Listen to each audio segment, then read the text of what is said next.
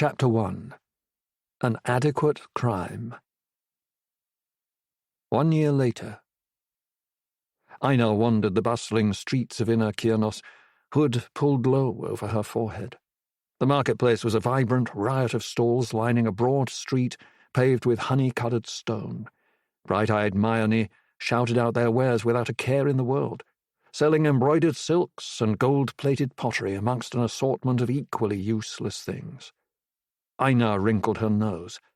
Such abundance, she thought, recalling the foul-smelling pelts she'd worn in Malin.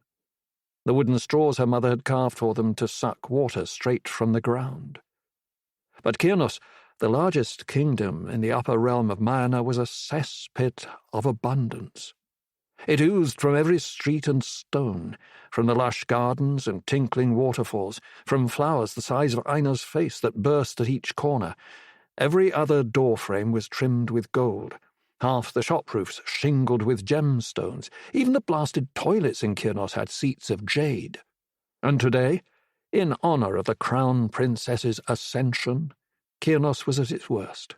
The marketplace in particular attracted merchants from across the realm, gathered in their most obnoxious display of wealth and frivolity, which made it the perfect spot for Aina's next crime.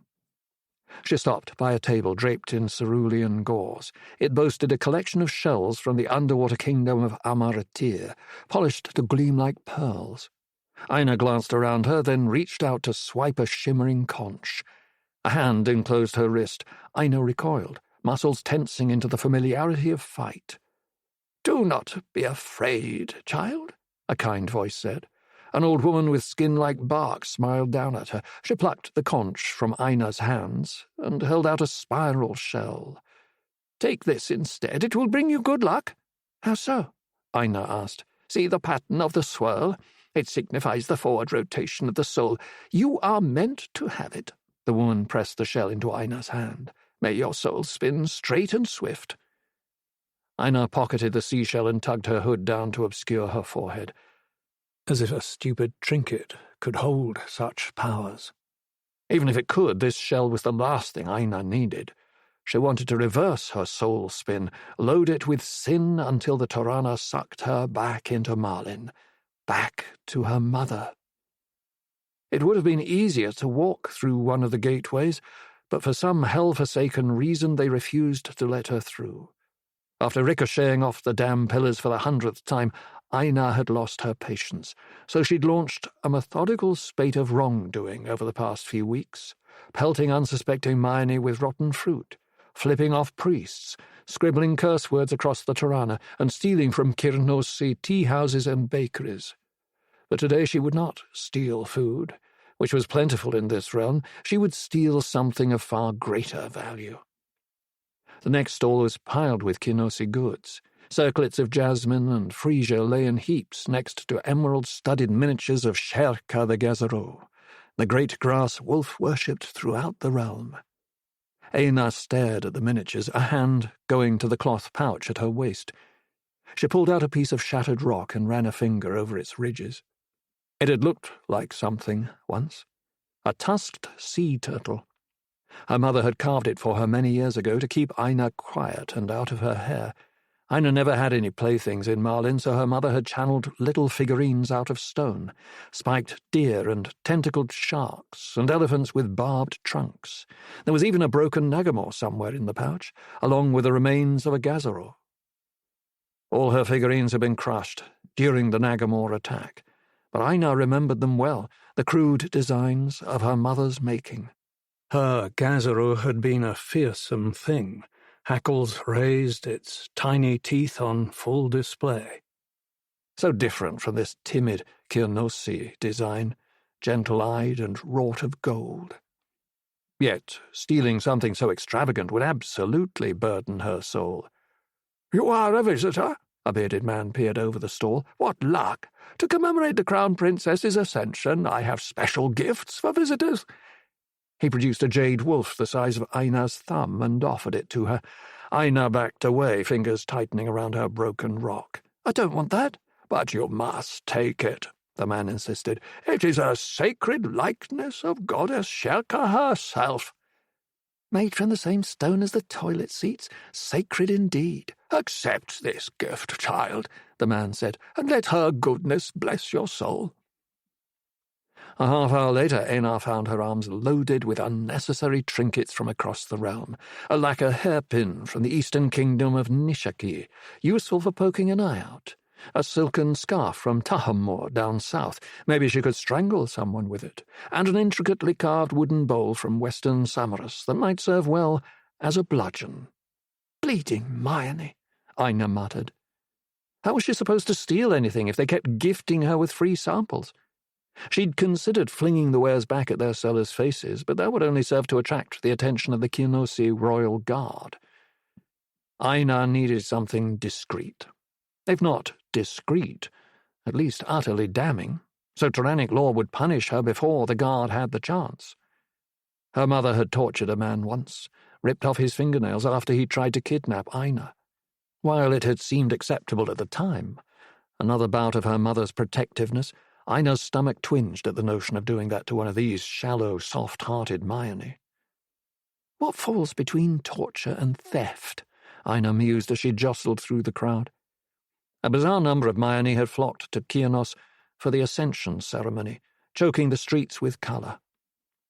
"Word from the palace has it that King Athenkin's on edge," said a woman in pink silks. "Spent the past moon at the temple, praying for the princess's successful ascension."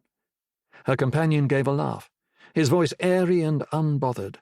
"Stressing and praying as all the man ever does. Of course Himalaya will ascend, her soul's light as a cloud." "Do they have nothing better to do with their lives," Aina wondered, "than watch a pampered princess strut through a pair of pillars?" An idea stirred in her mind. An adequate crime, more nefarious than stealing, but without the brutality of torture. It wouldn't do permanent damage, but it would do just enough. Aina approached the chatting pair and addressed them brusquely. "The princess's ascension. What time does it start?" "An hour from now at the palace gardens," the young man said. He looked to her in surprise as Aina dumped her various souvenirs into his arms. "Wait, why are you—" Aina dashed off without a word, elbowing her way through the crowd. The palace gardens stood atop the circular plateau that sprouted from the heart of Kianos. If she hurried, she could still make Princess Himalia's ascension ceremony in time. "I'm coming, Mama." Aina clutched her pouch of broken rocks as she ran. "I'm descending soon." Aina squatted behind the mossy ramparts of the Kinosi Palace. Due to the royal guard's preoccupation with the ascension ceremony, sneaking up had been easy. Aina's vantage point provided her with an excellent view of the garden and the foolish revelry unfolding atop its verdant lawns. "May your soul spin straight and swift," an onlooker called as Princess Himalia drifted through the crowd, beaming from beneath the flower-studded canopy carried by 4 of her guard. Himalia's voluminous skirts swirled as she walked, the embedded emeralds sparkling bright as the Torana she was to pass. The golden Torana led to Paramos, highest of the 4 realms, and said to be more obscenely beautiful than even Mayana. Himalia's ascension would reflect her own virtue and that of her family, allowing the Kinosi throne to remain in their bloodline. If she made it through the Torana. Aina studied the seashell from earlier. She bounced it on her palm, noting its hardness, how it curved to a point. The perfect ammunition. She pulled a slingshot from her pocket. Nerves taut as the coarse band between her thumb and index finger, Aina set the seashell and took aim. "Let's see if you're as lucky as that old hag claimed," she said, her voice muffled by the clashing cymbals and rhythmic roll of barrel drums. She had one shot, one chance to shatter the Crown Princess's ankle. Injury aside, violating the sanctity of an ascension ceremony would be enough to condemn Aina to Marlin. The air grew thick with falling rose petals as Himalia swept across the lawn. The drums picked up pace as she neared the Torana, the cymbals rising to a wild crescendo.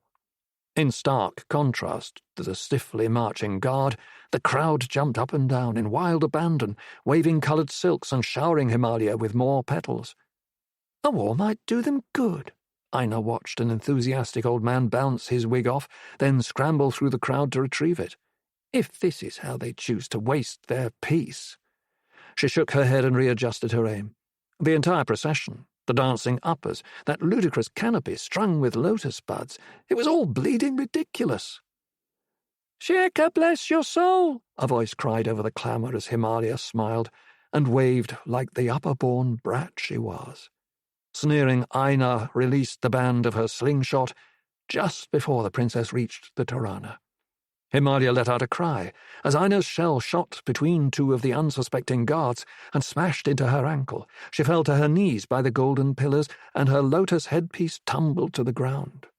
The startled onlookers froze mid-dance, their praises turning to gasps. "I'm unworthy," the young princess wailed. She clutched at her leg in pain.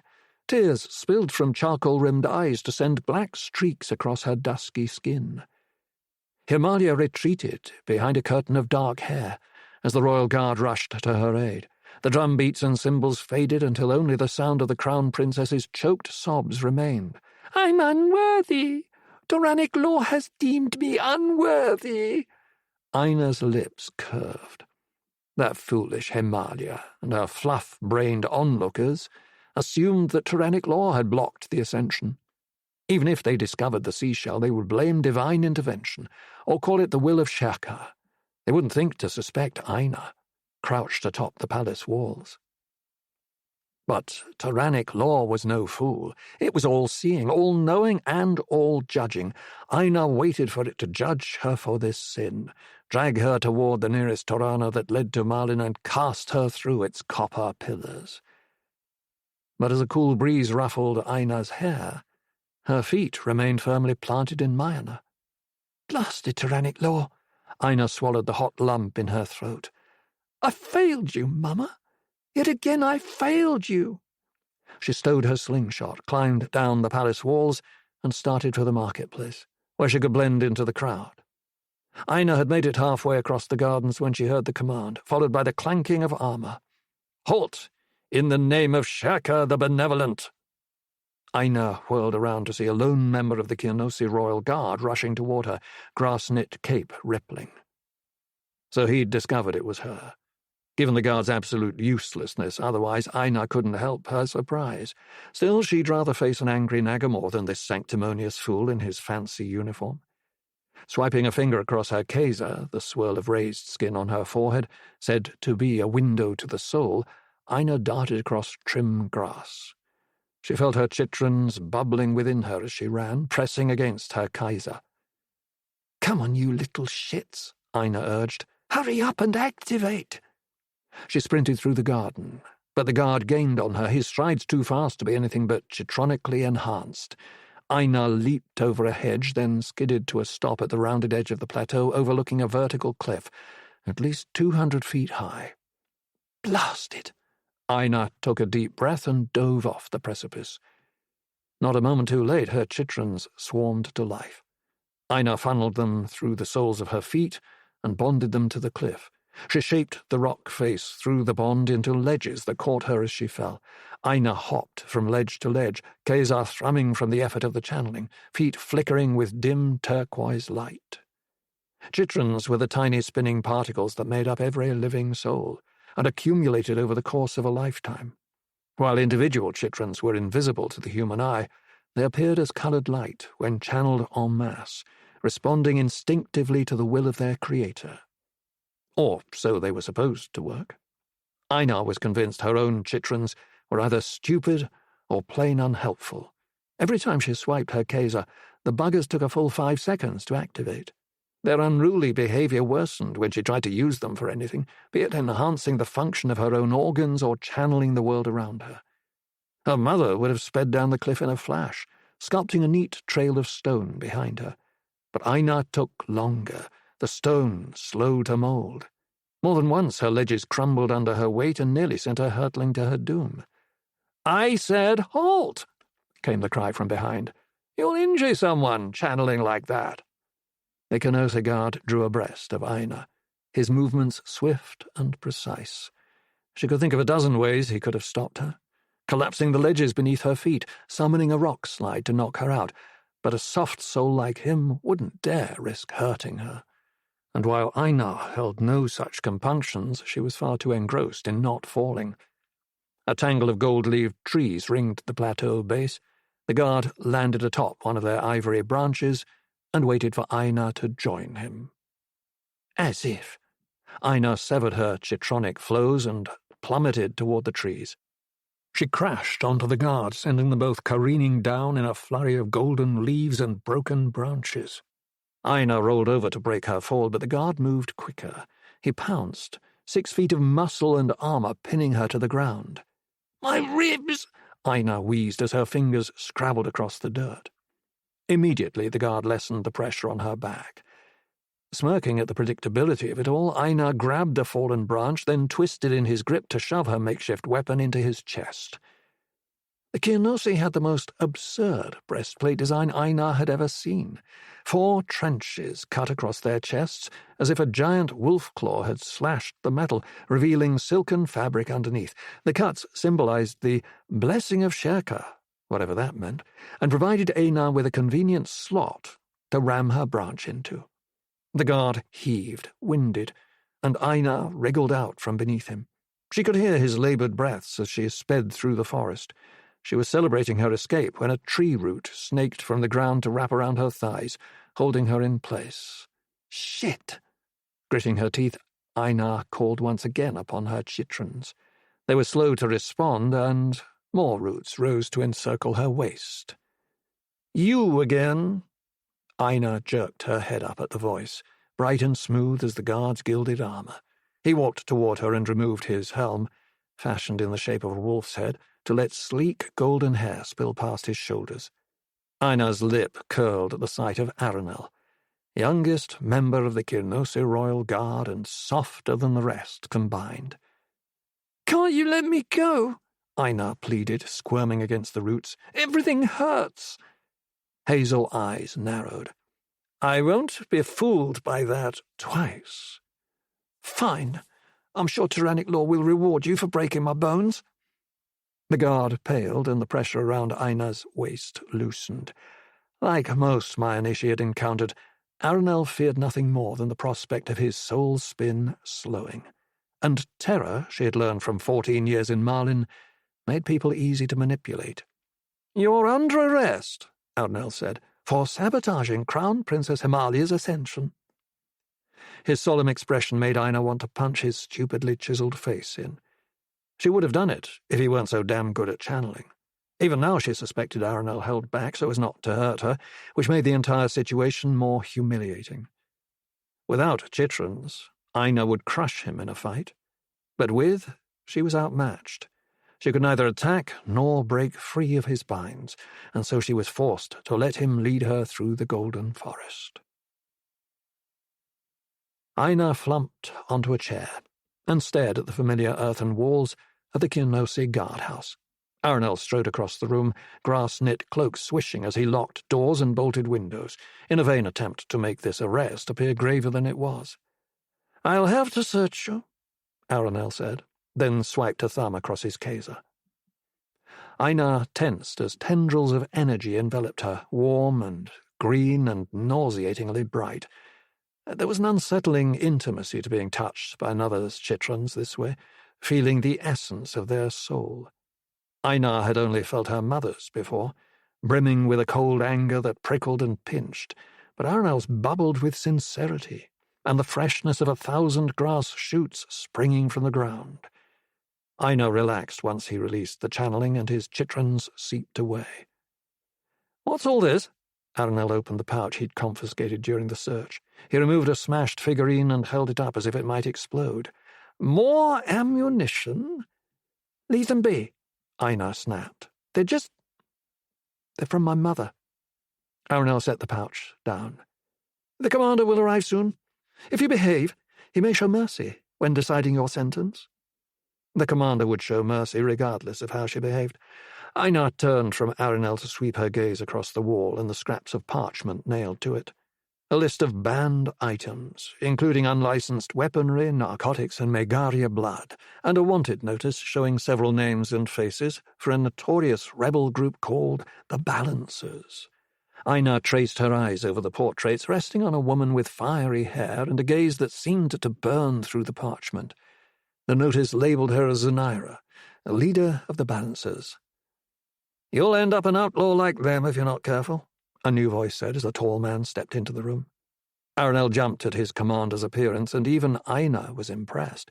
He'd unlocked the door through channeling, and neither of them had noticed. Samaral's eyebrows furrowed. "It's your fourth arrest since you arrived, Aina," the commander said. "Are you trying to set a record?" Commander," Aranel said breathlessly before Aina could get a word in. "She is the one who shot the crown princess. I found her in possession of deadly weaponry." Aina snorted as Aranel continued, "And her actions have caused grievous harm. As you may know, Her Highness has broken an ankle." Aina resisted the urge to roll her eyes. Only a Mayane would speak of a broken ankle so grimly. These feather-soled uppers had never spilled blood, never known true pain. Centuries under the authority of Toranic Law had graced Kilnos and the other Mayane kingdoms with a perpetual state of peace. Aranel reached into his cloak and presented Samaral with the slingshot he'd confiscated from Aina earlier. "My deadly weaponry," Aina clarified. "I thought a bow would be a bit much, so I went with a smaller stick." "You own a bow?" Aranel asked, scandalized. He turned to Samaral. "She owns a bow, an unlicensed bow, and she admitted to attacking Her Highness." The commander remained silent for a long moment before summoning a chair from the corner of the room with a flick of his fingers. Samaral sat down so he was level with Aina. "Why did you do it?" he asked. "You should train your guard better." Aina fixed her gaze on the emeralds set into his breastplate. "Aranel found me after I'd already broken through their defences, and with a single bleeding slingshot at that. They wouldn't last a second in a real battle, especially with such pointless armour." She gestured at the decorative gashes cut into the metal. "Malini soldiers would flay them alive. Hell, even my mother would destroy them in a fight." At the thought of her mother fighting, Aina's heart gave a twist. Was she all right? Was she in one piece? Her mother was a powerful channeler, but Marlin crawled with enemies. "My guard will never face any soldiers," Samaral assured her, "when Toranic Law protects us from such evil. This is Mayana, Aina. You can stop fighting." Aina did roll her eyes now, and Samaral continued. "I know you didn't mean to injure her badly, or our princess will be sporting far worse than a broken ankle, which I might add. She healed promptly thereafter, but you must have known she'd heal herself. So why did you do it?" Aina picked at a grain of dirt caught under her fingernail and flicked it toward the ceiling. "Aina," Aranel said, impatience edging his tone, "you might show more respect when the commander is speaking to you." "Leave it, Aranel," the commander said. But Aranel went on. "Despite your antics, Samaral's been lenient because of your past." "My past?" Aina's eyes flashed. "You mean because I was born into Marlin? Because Toranic Law condemned me to a life of suffering before I could even walk?" Aina's throat grew tight as she recalled her earliest memories, sobbing in front of a silver Torana, pounding at it with her fists. "Let me through," she had wailed. "I didn't do anything bad. Please, let me through." The Torana hadn't allowed her to pass, then. It functioned on Toranic Law, the absolute and ancient force of nature that had governed the universe for centuries, separating beings into realms based on the spin of their souls. Toranic Law kept Mayana prosperous and peaceful. It allowed uppers like Aranel to bask in comfort, never knowing the gnaw of hunger, the ache of disease, or the bite of an enemy blade. Such misery was reserved for lowers, sin-steeped beings like Aina and her mother. Aina could never recall committing any sins, yet Toranic Law had doomed her the day she was born. "Regardless of your birth, you're an upper now," Aranel said. "You ascended against all odds, but your petty crimes will burden your soul. Are you not worried about falling back down? I prefer walking in over falling, but the bleeding Torana won't let me." Ever since she'd stumbled through the Torana a year ago, Aina had tried to return to Marlin and reunite with her mother. She'd roamed Mayana, from the floating jungles of Nisharan to the snow-glazed valleys that girdled Samaras, to the balmy islands of Tahamur, and finally Kilnos, in search of a way back. It's like they're all blocked or something, Aina added. Why won't they work properly? Aranel stared at her as if she'd sprouted another head. The more appropriate question is, why in Sherka's name would you willingly descend? Toranic Law has graced you with a better life. You ought to be grateful, rather than squandering this opportunity. Aina opened her mouth to retort, but Samael raised a hand. Enough, Aranel. It is not upon you to judge Aina's actions. He turned to Aina, softening. Do be careful, Aina. I'd be sad to see you end up like them. He motioned at the wanted notice nailed to the wall. Aina found herself once again drawn to Zenaira's searing gaze. What did she do to land up there? That your intent was not to harm may yet extenuate, Samael prattled on. Aina ignored him in favor of scraping out the dirt from beneath the rest of her fingernails. You should preach at the temple, she said once he'd finished. Even the head priest isn't as passionate as you. A hint of a frown tugged at Samael's features. Toranic Law may have absolved you, Aina, but per the laws of this kingdom, I'm afraid there will be punishment. How many nights? Aina asked. 10. The pity in Samael's expression made Aina want to kick something, specifically Aranel, who watched their exchange with an air of self-righteousness. She restrained herself and followed the commander out of the guardhouse, Aranel in tow. She didn't know why the royal guard insisted on bringing her to the guardhouse each time, as if they were going to lock her up or properly punish her.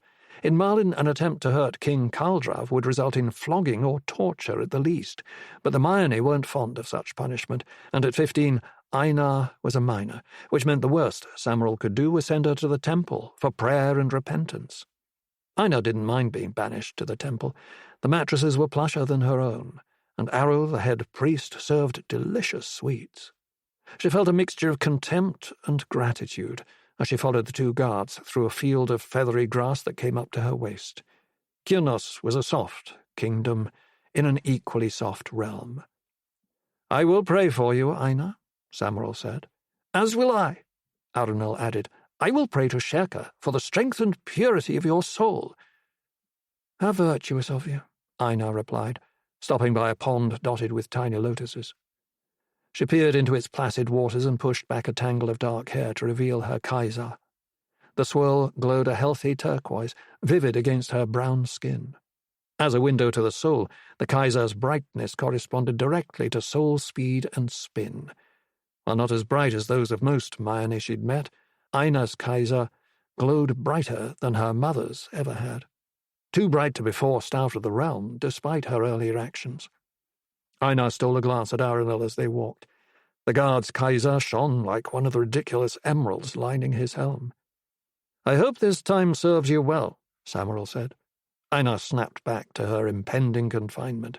The Temple of Kyrnos loomed ahead, a sweeping structure of honey-coloured stone. The bejewelled dome perched loftily atop its walls reminded Aina of a large glittering onion. May your soul spin straight and swift, Aranel called, as Aina swung the temple door open and marched in without a backward glance.